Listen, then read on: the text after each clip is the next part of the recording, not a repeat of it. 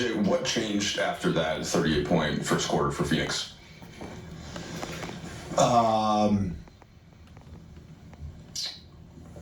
I don't know the exact number. I believe we had 7 turnovers and gave up 14 points in transition in the first 7 minutes of the game. So as bad as we were defensively, our bad offense led to that. And I thought once we settled into the game and just trusted what we were trying to do and really took advantage of some matchups here and there, we really could get whatever we want.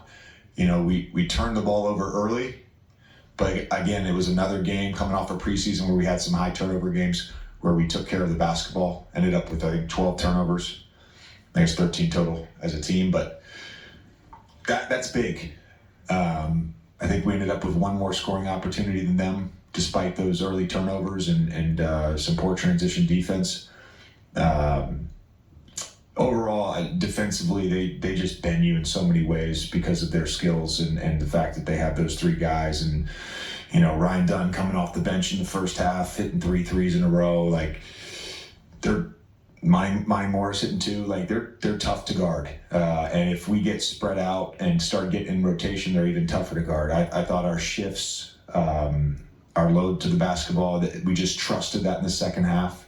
We talked in the pregame talk. We talked about being in those shifts and still getting good contests, and we did that. I think they started 11 of 14 from 3 and went 6 for 23 the rest of the way. And a lot of that had to do with our contests. Austin said in the walk-off that he woke up to a text from you. Some ungodly hours. It's something the 6 o'clock hour. I woke up early this morning. Seems like that's regular for you, but and the text was something along the lines of implying you thought he could have a good night or something. But and I think what he had 26 on 12 shots. What did you see from him, and what was that kind of text message exchange like?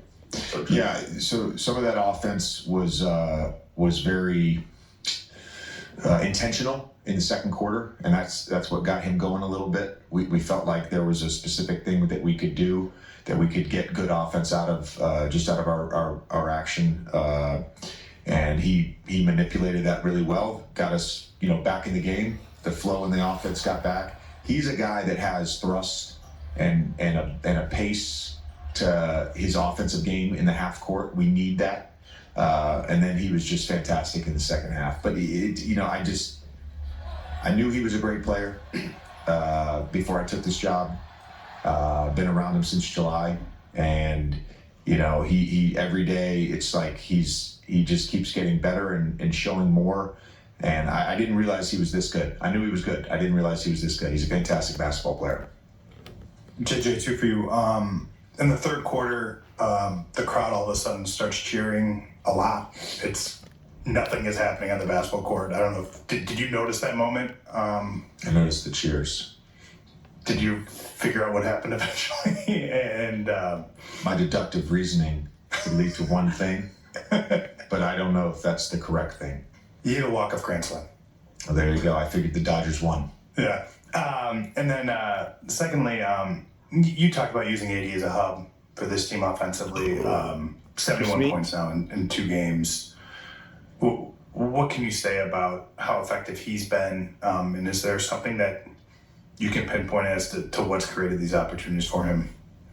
I would say, first of all, it's intentionality on our part. And our part meaning our entire group, coaches and players.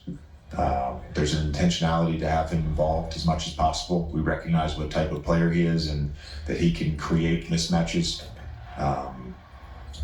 But the second part would just be his patience.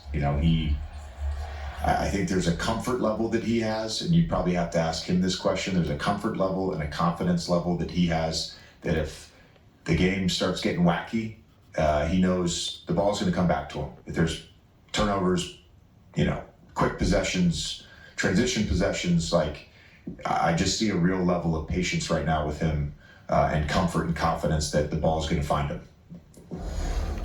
All right, let's get to the